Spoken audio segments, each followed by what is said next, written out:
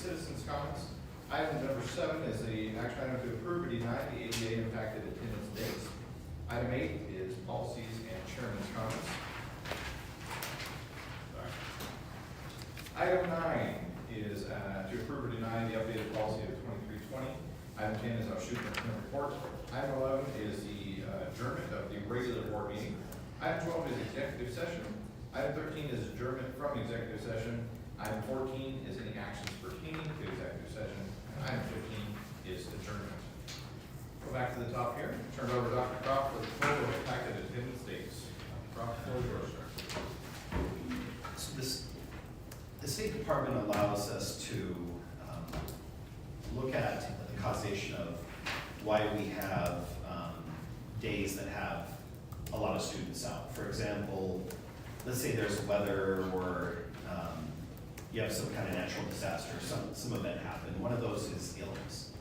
So we are allowed to look at our data. We can look at our attendance data and say, wow, on these days we had these big spikes of attendance. And then we can go back and look at, for the most part, what is the reason why?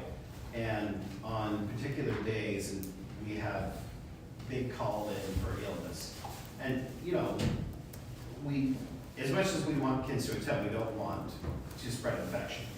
So we obviously tell, you know, if there's been a fever, certainly we advise the kids to stay home. Well, that impacts our average daily attendance, which impacts our funding. So the state allows for a provision, and that's what this is. This is just taking the data and some of the illnesses that we've had and overlaying it and saying, we have been negatively impacted, and therefore basically we're asking for a dispensation from the state to allow us to basically pull that off of our data and not count it against us. Any questions for Dr. Croft? Excellent. Move to item number 5, which is consent agenda. One thing I do want to point out to the board is item E that's on there is the approval of the renewal of the superintendent contract for the 26-27. Dr. Croft and I discussed that. We've gone over the details of it and come to a resolution to continue on that. So just in years past, I want to make sure everybody's aware that we are going to be approved. It is on the docket to be approved. Mr. Chairman, Ms. Stewart. I move that we approve the consent agenda as presented. Second. Been properly moved and seconded to approve the consent agenda as presented. All those in favor, please say aye. Aye. All opposed, same sign. The motion passes unanimously. Item number 6 is a time reserved for citizens' comments. We don't have. Thank you, Sentinel. At this point, we'll move forward. Item number 7 is an action item pertaining to the approval or denial of the ADA impacted attendance dates as presented by Dr. Croft. Mr. Chairman, Ms. I move that we approve the ADA impact attendance dates as presented by Dr. Croft. Been properly moved and seconded to approve the ADA impacted attendance dates as presented by Dr. Croft.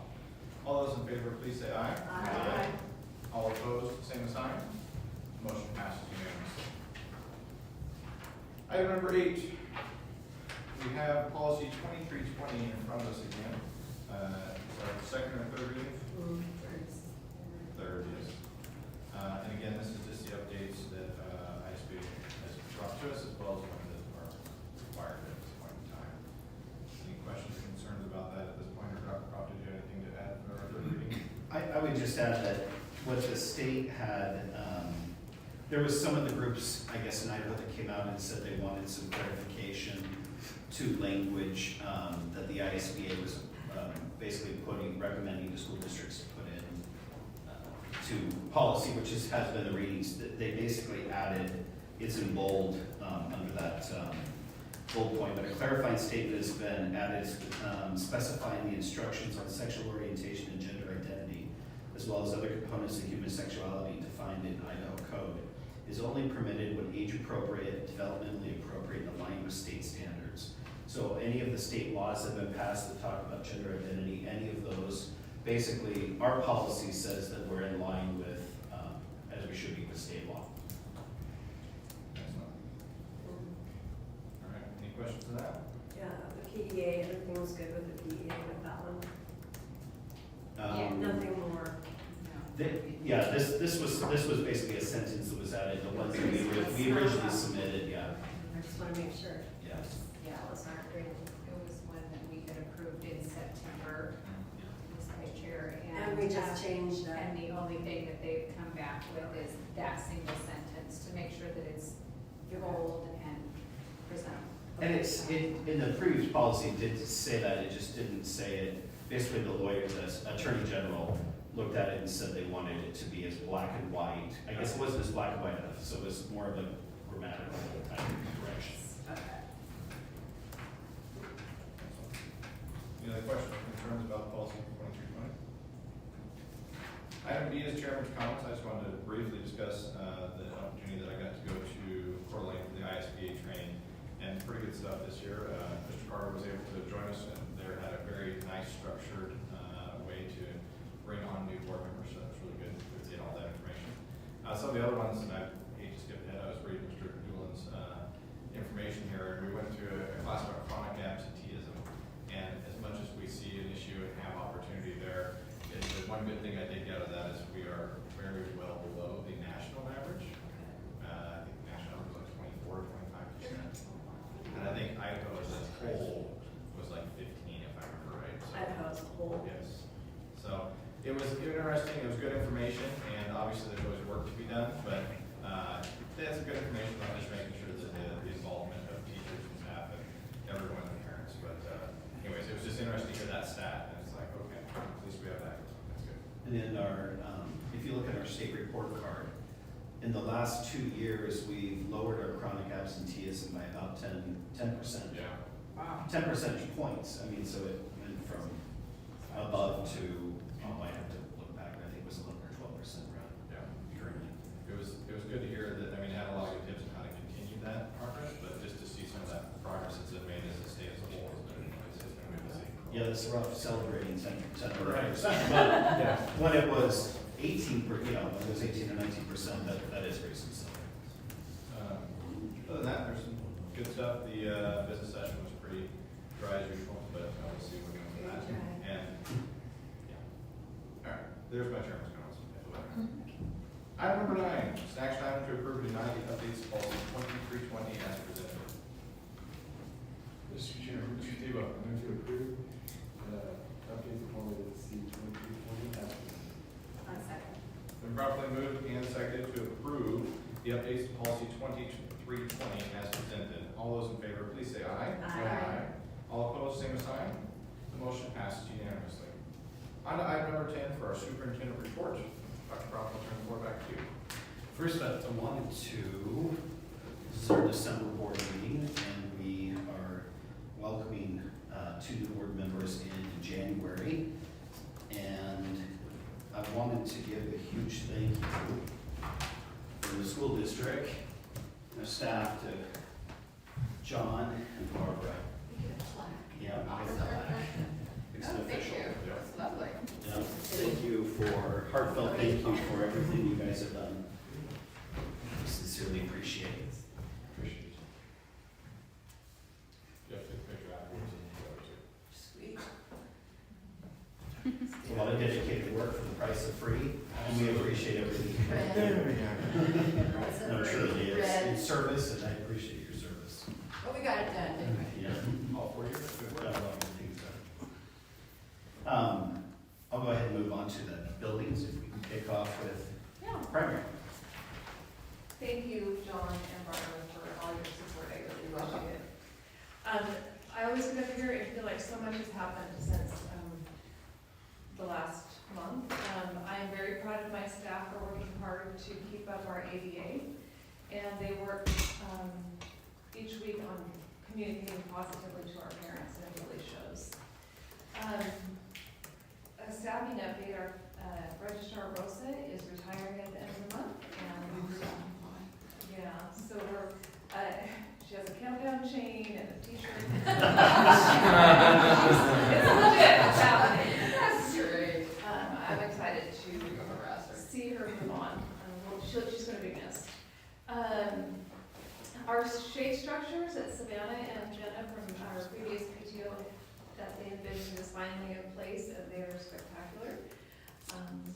We're gonna do, she doesn't know it, we're gonna do like a champagne break on the on one of the structures. She doesn't like to be put on the spotlight, but I'm gonna make her. Yeah, we truly need to say to have a big thank you to Savannah and Jenna for all their help.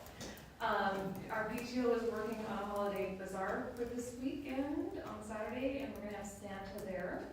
We are also working on filling the bus with our food drive.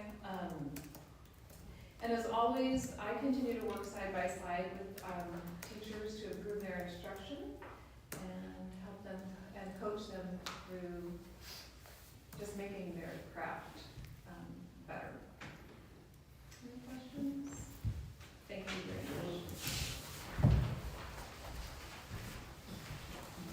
much. Well, good evening, ladies and gentlemen.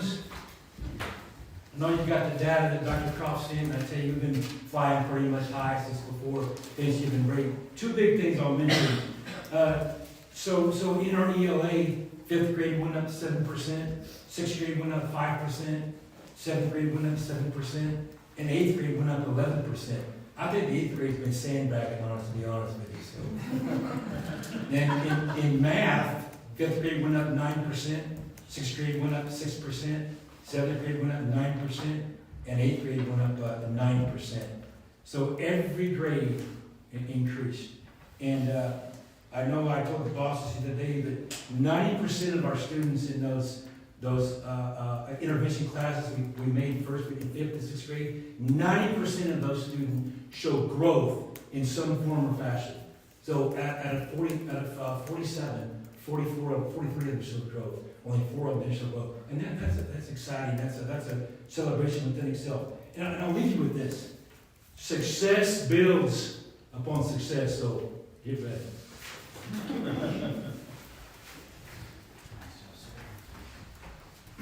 First and foremost, John and Barb, thank you so much for your service. You know, John, being a coach for our school has been huge while managing, being on the board and running your own career. And Barb, I'll never forget the first time I met you. I thought to myself after you left my office, that is a woman, is a go-getter. So, you know, I appreciate you guys very much. We are cruising. I feel like I say that every month, but you know, I feel like we were just here, honestly, and then we go right into Christmas break, and for us that means transitioning into semester 2. So a lot of work's being done as far as breaking down transcripts to see where kiddos are, making sure that schedules are done, making sure that schedules are done right, and it's been a real blessing to have Marcy helping with some of that stuff as we transition with some of our staffing, some of the things that we've done. She's been a huge help for us. You know, per our letter, our athletics for winter sports is rolling. Some really good things are happening. Our student athlete numbers for the winter are high, which is really good. In fact, better than we predicted. Our girls basketball, we've got 19 girls out. Boys basketball, we've got 32 young men out, which is way more than we predicted. So we're actually gonna have to go with 3 teams. Wrestling numbers are significantly higher, 20 girls and 38 boys. And then wrapping up our fall sports stuff, 3 of our football boys actually got to play in the Shrine game before Thanksgiving break, which is a huge deal. It's 11 man for our whole area, so including our classification all the way up to 6A. So those boys were playing boys from Hawaii, Rocky, Middleton, and they saw significant playing time. It was really neat for those. It was Cody, Patty, Darian Petunia, and Calvin Schaefer. And Sienna Gable, who is a phenomenal athlete, who's playing basketball now. If you get a chance to go watch Sienna, she is an absolute stud. She got to play for our District 3 All-Star Volleyball. Our music department is also doing really well as our choir with Mr. Held and Ms. Schmidt. Our music department has had 2 students accepted in the All-State, Spencer Cam for band, and then Annalena Larson for choir. So for the whole state, they were selected. They had to go back and forth to Middleton and try out and do a bunch of stuff. Really, really big deal. Our leadership class is crushing it with Miss Spellman as always. The leaf cleanup that we talked about last month and the month before went really, really well. Our veterans were really thankful that our leadership kiddos went around our community and helped them pick up their leaves. like I said, we're just cruising, trying to get through this week and finals week next week on to semester 2. Any questions? Thank you. Thank you, guys.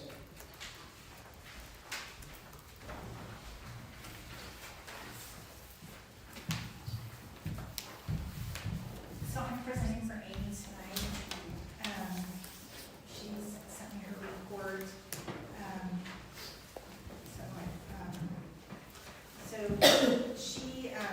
She said that the highlights that she had were that was been an exceptional academic achievement and meaningful community involvement.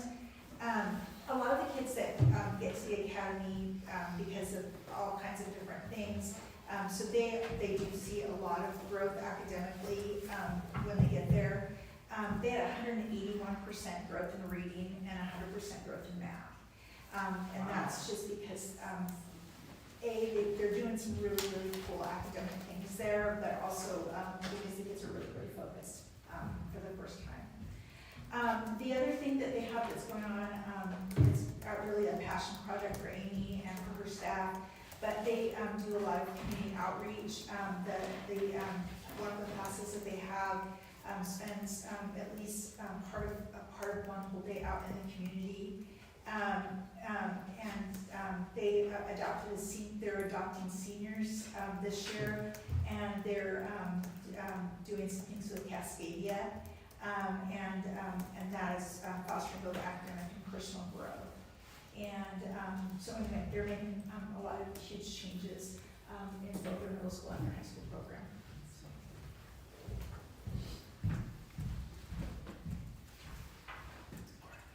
Oh, sorry. Sorry, I was texting somebody. Marcy. Hello, and thank you, John and Barb, for all of your service. Barb had a big project list when she came on, and I think she's accomplished most everything except for getting trees planted. I mean, the new CTA center and everything that you guys have done, and all of you together have worked on, it's been just amazing. We are getting a new program created at the primary school for our behavior students that are on IEPs, and I'm really excited about that, even though it's going to take a little bit to get it off the ground, but we can do things. And I'm extremely sad because I'm losing my administrative assistant after 15 years, and I just don't know how I'll get through the rest of my days. So I need extra coffee and chocolate. So, okay. If you will fill for me, I will appreciate that. I was on a 3-hour webinar today from the special ed directors, and one of the biggest things that came about is Superintendent Critchfield is going to again push for $50 million of SPED funding because, you know, the federal government has never fulfilled their promise of 40%, and right now I think the most a district will receive is 12%, and the rest comes from discretionary funding. And so if you guys could push that, it would be very helpful. Anyway, I appreciate all of you, and hope you have a wonderful holiday season.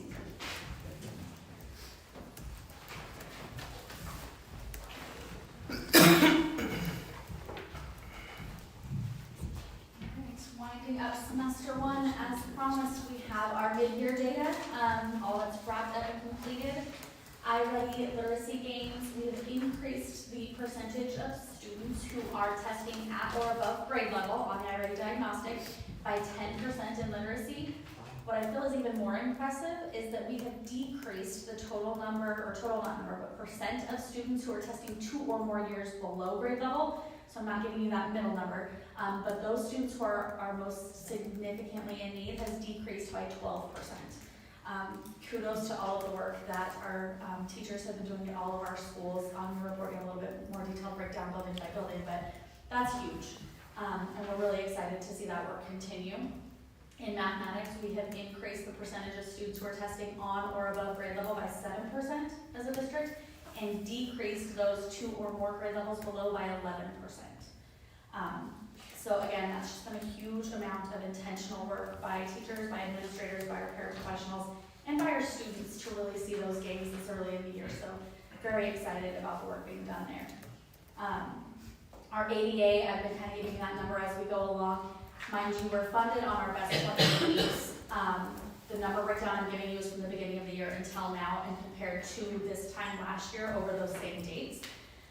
So we're sitting at 94.7%, where last year we were at 93.26. So we're still holding steady on that about 10 kids that are more consistently attending, which is huge.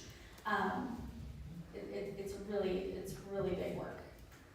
We were officially able to receive the Gear Up grant that we applied for at about this time last year. It was on, it was off, it was on, it was off, just from the federal level. So our 7th grade cohort that we have currently, and then our 6th graders, it doesn't start for them until they're in 7th grade next year, but this grant follows them all the way through school and into their first year of college.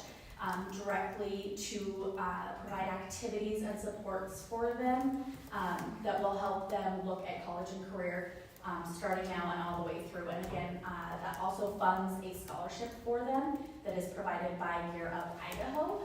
When they graduate, they will automatically have a scholarship that is at least the minimum amount of the Pell Grant Fund that they don't have to apply for and they do not have to experience financial need to receive. So huge benefit to our current 7th grade kids and next year's 7th graders as well. So we're super excited launching that with the support of the middle school and the academy, and we're really going to dive into that work beginning in January. So that's going to give us some really robust additions to the work that we're already doing in that regard. So in January, we've got professional development, looking again at our big 3 items, and then really honing in at the secondary level, middle school and high school, on some data-specific trainings so that teachers have additional access to reports to base their instructional adjustments on, so that we continue that high level of achievement for all of our kids. Really excited, and just want to give a huge shout out to all of you, but especially to Ms. Wilson and Mr. Thibault. The work that you have done for the district over your term has been phenomenal. Being able to partner with all of the board members to really make a difference for our kids. We're really starting to see academic gains, the community-based gains, and just a whole level of commitment from the system to really be able to make those positive changes. I'm excited to see where we head from here. But thank you very much, and we appreciate all of your service. Thank you. Awesome job on those highlights. I'm pretty excited to see those numbers moving. You have no idea. Yeah. I did not sleep for days while it was coming in. One thing that to touch upon the Gear Up grant, Amanda, special thanks to Amanda. That is not a small undertaking, and she 100% was the wind beneath that grant's wings. It wrote it from start to finish. And I mean, we basically were notified about the time. She was like, "Hey, I'm going to do the Gear Up." I'm like, "Wow, that's a lot." She's like, "Oh, I got it done." And Of course you did. submitted it. What is it? 60. What is the actual financial Just amount? on like 64,000 and some change Yeah, so she just casually got $64,000 for our students. per of year, money. 7 years. 7 years of money we wouldn't have had otherwise. I mean, that's huge. So, you know, sometimes these things, you talk about, well, you know, this person, this role, I mean, this is a person that went out and got $64,000 for 7 years. I mean, so a special thank you.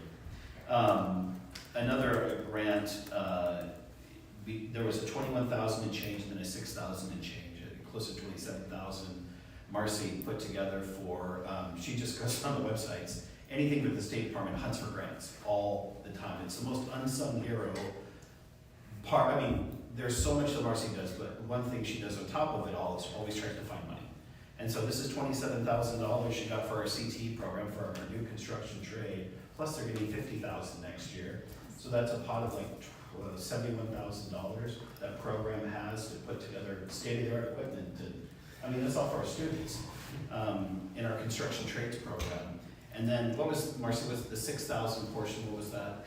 That's, it's so that we can fund, to start in middle school, to get the middle school students to connect with the high school. It'll fund for some summer camp kind of things, and to also pay to do some programs in the middle school so that those kids have some labs and some things like that, CTE labs. Yeah, I mean, just like I said, it almost, like, I hear about it sometimes as the money's coming in, like, oh, hey, we've got $20,000 a year. It's hundreds of thousands of dollars in the last couple of years that have been written in grants, and these are competitive grants. These are not gimmies from the state, these are things that they have to go out and do a lot of extra work to bring in these funds, so huge thank you. And speaking of that, thank you, donations, I put out a letter, and we sent it out to everybody, because it really, around the Thanksgiving holiday, really wanted everyone to know. We've had a lot of donations, classes that donated money to our CTE programs, all these different things, and I mean, sizable donations that we wanted to make sure that, you know, we at least, they don't do it to get their name out in a letter, but we wanted to recognize that kind of support. And there's other ones that didn't even make it on the letter that have happened in the last couple of years too, but we've had a lot of people that have donated a lot to our programs, and it's a big part of why we're able to offer and do extra things. Huge growth with our intervention programs. What is intervention? It's taking students that are behind in their studies and basically coming up with solutions of how we can, between tutoring and small groups and different ways to present lessons, to raise those things up. And all of our schools have been working really hard, and we'll continue that, is to find ways to take our struggling learners and promote specifically literacy, but I see math gains also, which is wonderful. I truly believe that you don't see math gains until you see literacy gains.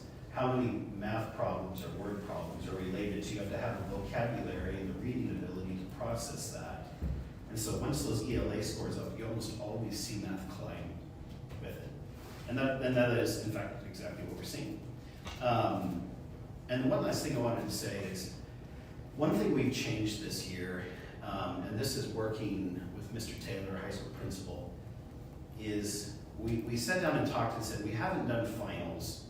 Our last week of school was, it's kind of a strange system. If they had perfect attendance, essentially we gave them a week off, which is, to me, a little counterintuitive. So one of the things that we changed this year is saying, we're gonna find other attendance-related incentives, like longer lunches, having advisory, but we are gonna do finals. It doesn't matter if you go into high-skilled trades, you go into the military, you go into a traditional college path.